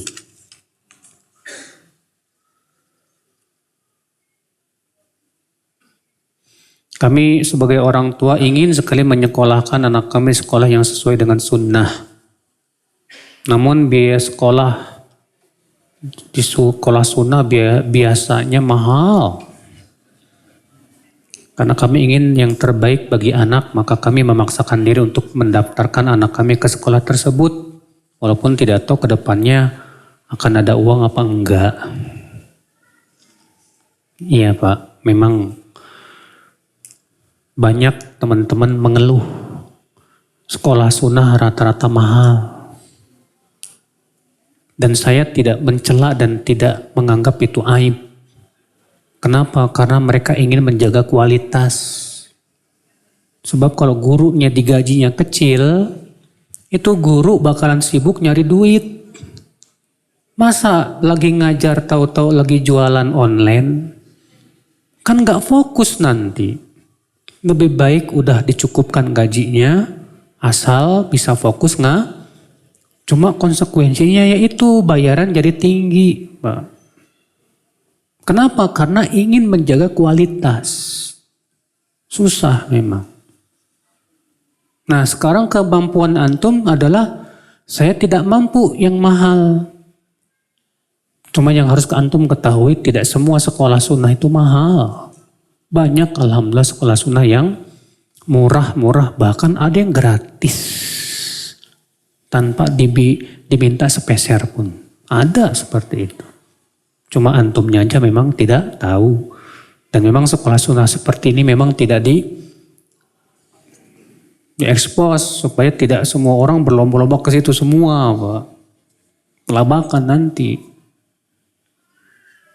Cuma Pak, kalau antum bisa untuk mendidik anak di rumah sendiri, mengajarkan matematika, mendatangkan guru, bayar semampunya. Ya saya mau nggak bayar sekian per bulan. Asal ajarkan anak-anak saya. Belajar sendiri. Nanti kemudian supaya dapat ijazah, ambil paket C. Yang penting dapat apa? ijazah. Banyak yang seperti itu juga Pak. Karena ketidakmampuan mereka, akhirnya ya semampunya aja. Coba menghubungi teman-temannya yang bisa bantuin. Banyak kok yang mau ngajarin anak-anaknya baca Quran dan yang lainnya. Alhamdulillah. Kemudian didaftarkan kemana? Untuk PKBM biasanya Pak. Dapat ijazah, naik lagi. Bahkan ada yang alhamdulillah sekarang udah sekolah di Libya, bahkan ada yang ke Madinah. Padahal orang tuanya nggak mampu. Kemarin saya ketemu sama seorang teman, dia cuma jualan dimsum doang. Tapi sekarang anaknya alhamdulillah diterima di Madinah Pak. Iya. Jadi jangan kita menganggap seakan-akan bahwa harus di sekolah yang kita anggap sunnah dan mahal ini enggak juga. Ini hilangkan kesan-kesan seperti ini. Tapi coba kita cari cara lain untuk bisa tetap mendidik anak kita tersebut. Iya, coba cari yang lain, cara lain.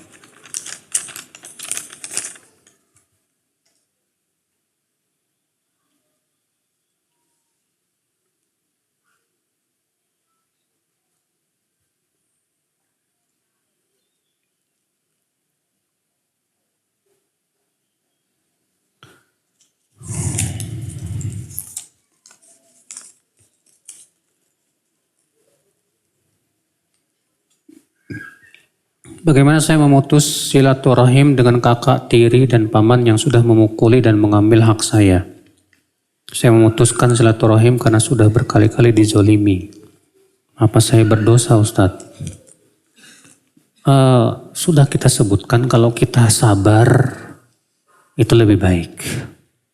Tapi kalau dia terus-menerus menzolimi kita, mukulin kita dan yang lainnya, ya kalau kita jaga jarak terpaksa supaya tidak menimbulkan mudarat yang lebih besar, silahkan saja.